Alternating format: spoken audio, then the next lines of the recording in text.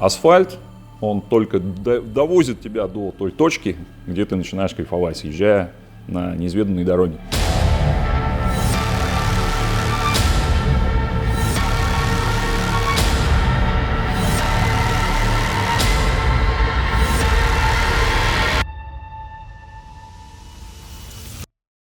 Друзья, у меня замечательная новость. Настоящий мотоциклист получил приглашение принять участие в международном ГС-трофи 2020, который будет проходить в Новой Зеландии. Это реально очень круто, это реально очень интересно. Мы очень сильно вдохновлены этим событием. Надеюсь, вы разделяете наши чувства. Естественно, что мы по этому поводу сделаем целую серию роликов. У нас будут ролики, предваряющие это событие, где мы расскажем о том, что это вообще такое за ГС-трофи, расскажем о ребятах, которые туда поедут от России защищать честь нашей Родины. Это, кстати, очень важно тоже. В этом есть определенный престиж. Об этом потом расскажу. Ну и, собственно говоря, будут ролики непосредственно оттуда. Покажем, что там будет происходить.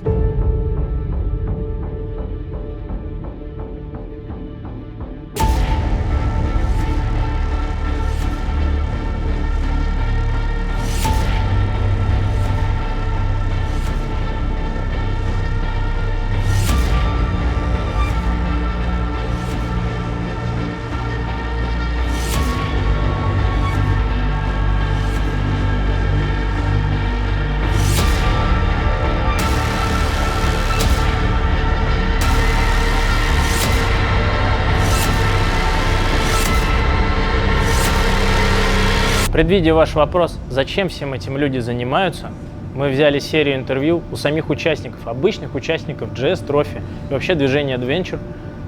И они вам сами расскажут, зачем они этим занимаются. Ведь это уникальное движение, которое не очень популярно, и оно сильно отличается от легких эндуро, от обычных кросс-кантри, ралли и разных разновидностей. Это путешествие. Послушайте. Привет, меня зовут Рене, я мотоциклист с BMW. На BMW я катаюсь 2 года. Первый мой BMW был Бейгер 1600. Большой, красивый, понтовый. Покатав на нем сезон, я понял, что мне нужен мотоцикл, который будет позволять ехать не только по асфальту. Так я пришел к Гусю. У меня концепция, я очень много путешествую, и, я считаю, что много. Многие могут со мной поспорить, что я езжу на самом деле очень мало. Но те недолгие дни отпуска, которые удается получить, я, как правило, выезжаю в труднодоступные места и нашей Родины, и страны бывшего Советского Союза.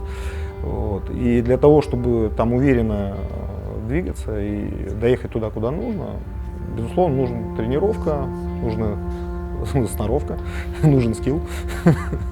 Потому что, когда ты катаешься в округе Санкт-Петербурга и что-то у тебя происходит, ты падаешь, поднимаешь мотоцикл, снова падаешь, снова поднимаешь, и там где-то через полчаса ты можешь просто сесть и полдня посидеть, отдохнуть и поехать домой. И когда ты двигаешься по Кызылкуму или Каракуму, падаешь в песках, там другая маленькая история, там ехать может только вперед, потому что назад, как в том анекдоте про Петьку Василия Ивановича, уже смысла плыть нет, уже половину проплыл.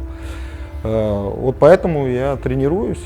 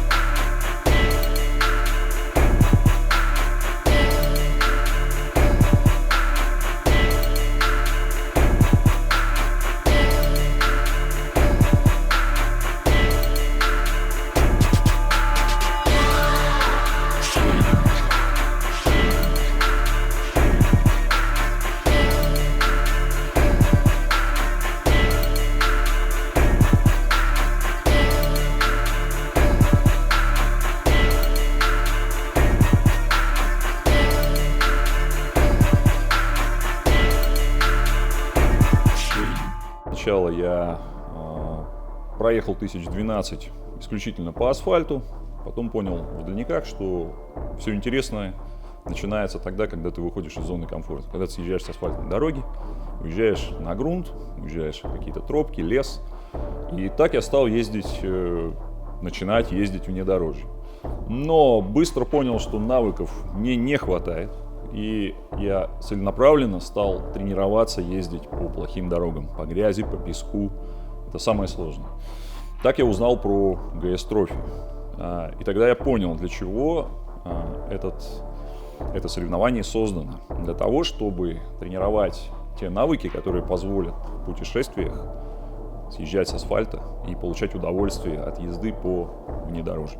Меня Володя Троицкий зовут, капитан команды, занявший 2-е место на этом трофе, на последнем.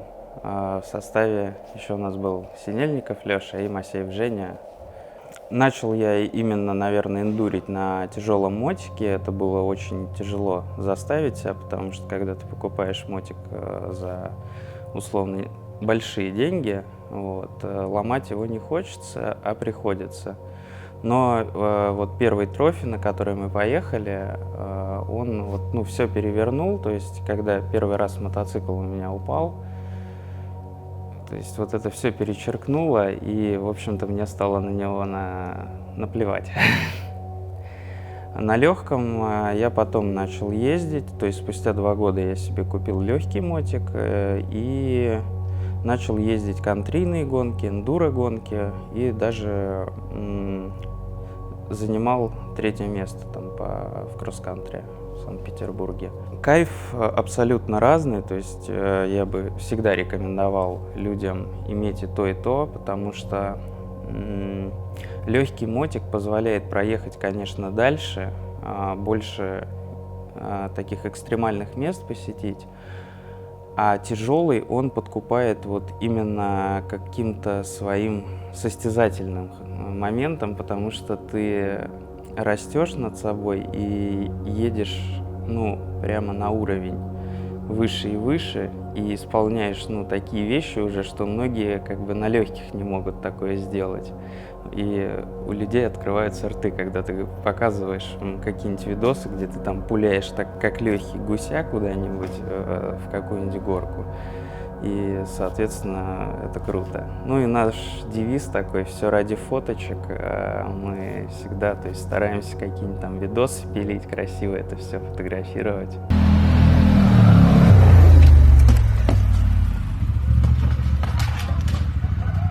Всячески угорать. Я не люблю путешествия, скажем так. Для меня вот самое дальнее, это куда я ездил, это Финка, по Финке покататься. Не вижу прикола пилить по асфальту, нету какого-то драйва для меня. Когда люди смотрят на мой мотоцикл, они такие, а сколько ему 1000 лет? Он у меня весь такой боевой. Люблю угнетать технику, всячески издеваться, проверять на прочность. У меня был случай 2 года назад, мы ехали на трофе и на прицепе везли 2 мотика. Потом один сняли, человек уже на нем поехал, а мой остался стоять. Был дождь, мотик был плохо закреплен, и он у меня на полном ходу на грейдере упал с прицепа. Я этого не заметил, я его тащил за собой. И когда уже мне сзади начали сигналить, и я такой смотрю в зеркало и понимаю, что мотоцикл едет рядом с прицепом на руле. У нас есть фотка, где он лежит просто в луже. Но при этом потерь было немного, потому что сломалась только рамка подъема стекла и боковая защита радиатора. И поцарапались тормозные машинки, машинка сцепления. Мотик очень крепкий. Когда меня спрашивают, не боишься жахать? Я говорю, слушайте, мотик проверен. Не так это дорого все получается по ремонту. Дорого, но, опять же, при наличии друзей там можно поставить какую-нибудь запчасть БУ и так далее. То есть я не парюсь по поводу этого. И когда я стал в путешествиях съезжать на внедорожье, я понял, что весь кайф там. Асфальт, он только довозит тебя до той точки, где ты начинаешь кайфовать, езжая на неизведанные дороги. Умение пользоваться треками. Ну, мы, в принципе, в Европе, например, да и в России удобно ехать по треку, который ты скачиваешь себе в навигатор, поэтому навык пользоваться треками на GS Trophy, он тоже очень хорошо прокачан, и когда я стал ездить по трекам, я понял, насколько это важно, следовать определенному маршруту. Это еще дополнительно добавляет путешествию спортивности, что ли, или какого-то азарта. Начинаешь выполнять какие-то задания, пусть это даже задание для тебя самого, но твое путешествие, казалось бы, такое спонтанное, оно превращается в какую-то цель. И вот это мне нравится в BMW GS больше всего. То, что ты можешь позволить себе многое. Меня часто спрашивают, зачем я это делаю на большом тяжелом мотоцикле. Есть много разных чекушек, много всяких хард-эндуро мотоциклов, которые, ну, наверное, позволят тебе немножко больше в плане того, что они легче, может быть, они где-то легче управляются, но мне доставляет удовольствие делать это как раз-таки на большом тяжелом ГС, потому что, во-первых, он очень удобен для дальних поездок. Я могу своим ходом, мне не надо его на прицепе везти до места покатушки, потом снимать прицеп и кататься. Я могу своим ходом доехать не только до какого-то там района, до другой страны. Я в дальниках я проезжаю по 12-14 стран иногда. И в любой из этих стран я могу съезжать на внедорожье и получать там удовольствие. И горы, песок, какие-то неизведанные дороги. Едешь, видишь, на горе какой-то домик стоит. Ну, дай-ка туда съезжу. Там грунтовая дорога горная. Если резина тебе позволяет, ты заезжаешь туда спокойно. Попадаешь в такое место, где ты бы не побывал никогда, если бы ты ездил просто по асфальту. Я ежегодно езжу на мероприятия, ну, это либо кэмп, либо трофи. Это вообще замечательное, на мой взгляд, мероприятие. Мы ездим командой, у нас команда своя группа. И, наверное, для меня это уже такой прям большой кусок моей жизни. Нужен скилл. На самом деле опыт показывает, мы же выезжаем, в том числе тренируемся с ребятами, с тренерами, аттестованными BMW, и я честно скажу, скилл важнее физухи. Первую 800-ку, которую я брал, она стоила на тот момент, максимальная комплектация был 390 тысяч рублей. 390 тысяч рублей, 800-ка с пробегом 20 тысяч, фулл, вот, с дугами, с тюнингом, с доп. Светом, с кофром, вот 390 тысяч рублей.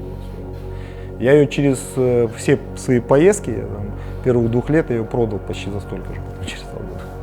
Я участвовать буду обязательно, да. Болеть за победителя буду. Именно GS Trophy привело меня в эту компанию людей, единомышленников, абсолютно с разными интересами, социальным статусом. И ну, я познакомился действительно с кучей народу разношерстного, и много путешественников, и предлагают как поехать, надо ехать, кататься. Ну, в общем, компания крутая у нас. Скилл у нас, ну, высокий, мы не будем скромничать, уровень езды высокий. И да, и поездки будут, я думаю, что гораздо интереснее, потому что с таким уровнем ты уже можешь гораздо дальше заехать, чтобы гораздо дальше идти за трактором. Дальше планы нашей команды, естественно, грандиозные. Мы собираемся подтвердить свой титул чемпионов, так как мы себя считаем чемпионами. И будем участвовать дальше в трофе и показывать результаты только лучше. Будем ездить, тренироваться, угорать. В общем, хорошо проводить время. Друзья, следите за нами, это была лишь только первая серия. В следующей же серии вас ждут рассказы от участников GS Trophy International, которые ездили в Канаду, и о мотоцикле, на котором мы поедем в Новую Зеландию.